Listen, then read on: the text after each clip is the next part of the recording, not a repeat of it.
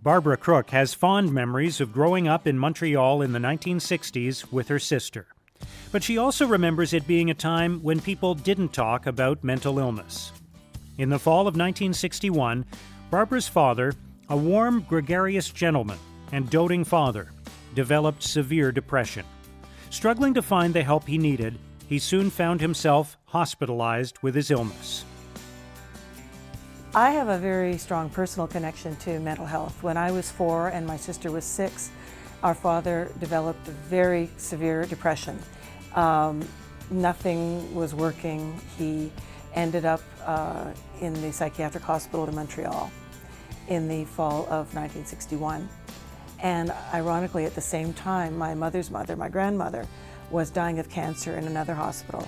So my mother didn't want us to know what was going on. She told us that Daddy was on a business trip, but she didn't tell Daddy that Nana was dying, and she didn't tell Nana that Daddy was sick. So she kept that all as a secret so that she could take care of us. And her mother died on Christmas Eve. And fortunately, my father did recover. He actually had ECT, that's what worked, electroconvulsive therapy, that's what worked on him.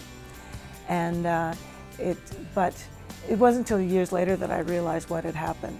And the irony was, he was the happiest, sunniest person I know, always a glass half full person. It was through that experience as a young girl that Barbara was able to recognize similar symptoms in herself, and in her 20s decided to seek help.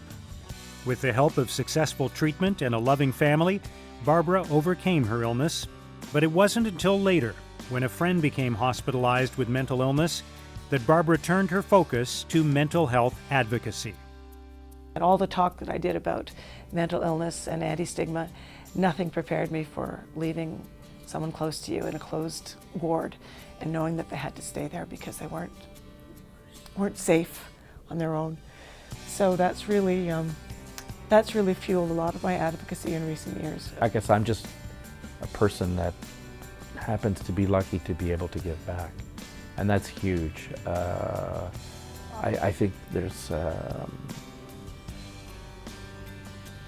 you know, if you love the community that you live in, if you love the life you lead, I think if you're able to give back, even if it's $1 or 25 cents, $5, $1,000, whatever, I think it's a big responsibility to give back.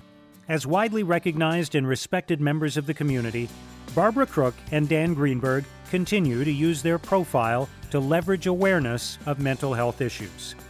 They are also unwaveringly generous philanthropists. In 2012, they donated $1 million to the Royals Campaign for Mental Health and the newly opened Brain Imaging Center. With this and countless other commitments to projects big and small, this amazing couple illustrates what civic leadership is all about, making the city they call home the best it can be. I think the whole idea of maybe inspiring others to talk about it and hopefully inspiring others to give from their hearts but also give from their pockets.